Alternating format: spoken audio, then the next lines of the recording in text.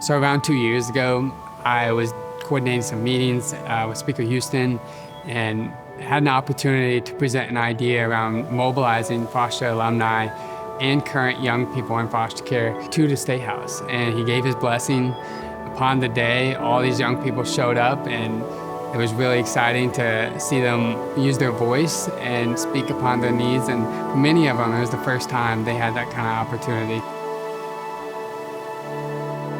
I've spent my entire life pretty much in foster care, 2 decades, from 2 to 21. Around the age of 16, I really just started speaking to churches and my community about how they could make a difference in foster care based on my own personal experience growing up in it.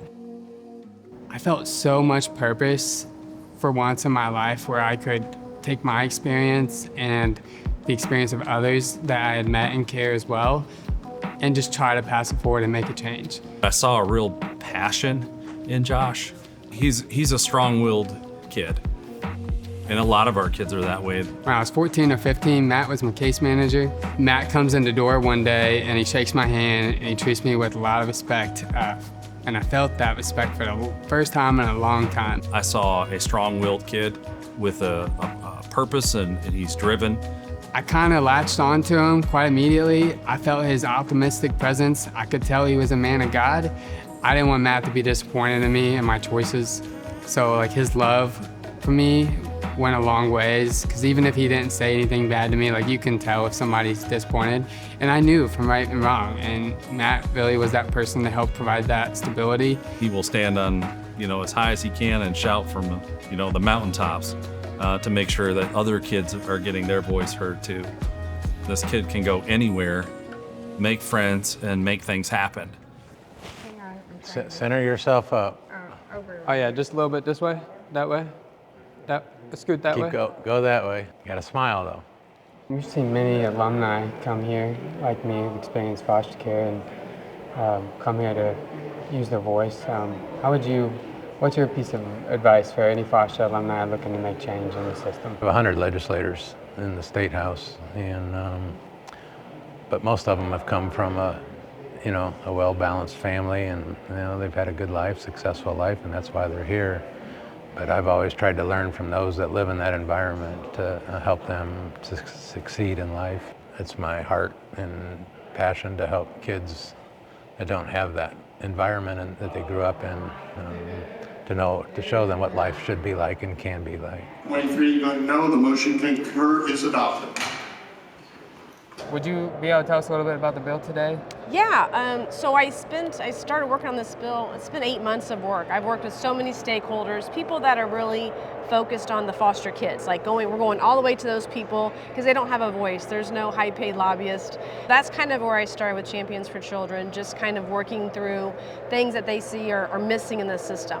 And a lot of it is the courts and a lot of it's DCS, right? Have a bill that's focused on pitfalls, open loopholes that we just wanted to tighten up and close up. A couple pieces of advice to foster alumni aging out of care.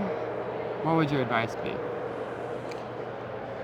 Find a trusted adult to ask the right questions. I've seen several going and signing contracts on apartments or their first apartment and being swindled in one way or another. Just make sure you find somebody that has been there to ask those questions of. Josh came along, and we talked about it. We discussed that, my wife and I. We prayed about what kind of an impact could we make.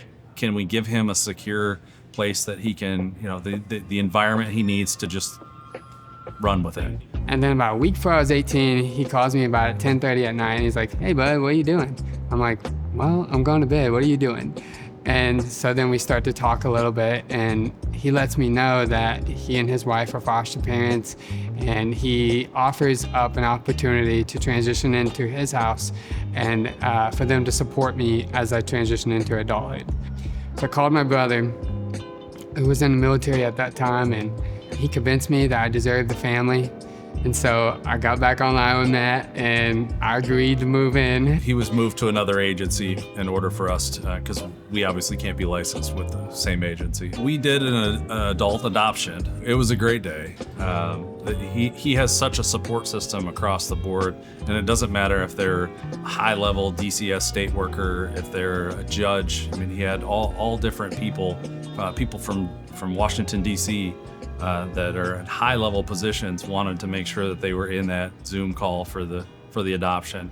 When I moved into St. Joseph's College in Indiana, located in Rensselaer, I met Kristen.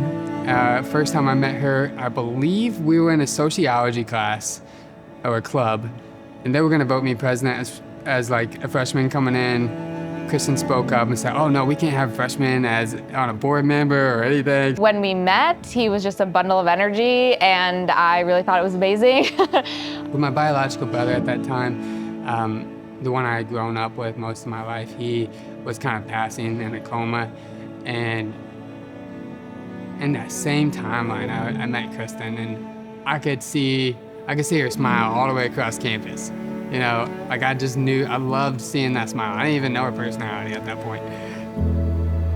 The week that Josh was planning to propose, I kind of had inklings based on things that he was saying that he was going to propose. So actually the day before we went to the waterfall at Francis Park, I had sitting down and wrote him a letter. And I basically was saying, I think I know what's going to happen today, and I'm so excited. And of course I will be your wife. Of course we will get married, and I'm so excited.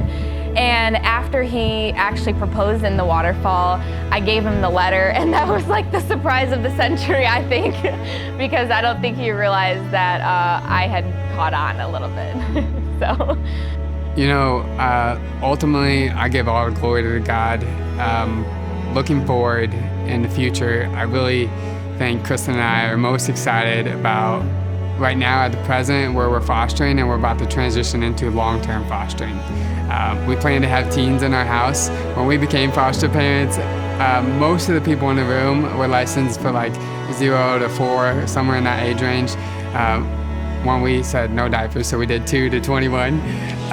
But once we go long-term, we're excited to do long-term with teens and young people. Try to pass it forward. I think coming from my dad being my case manager, that was kind of in our hearts already.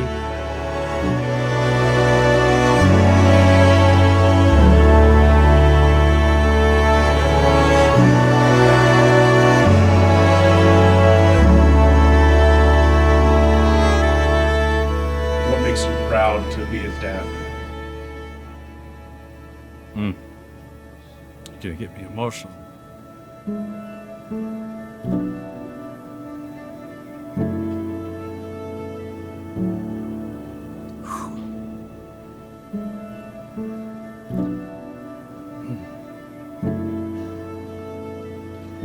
One of the things that makes me real proud of Josh is just his inner drive to not be left behind, to be that voice for other kids. And I just want to be able to support him in that role, just like my parents were for me.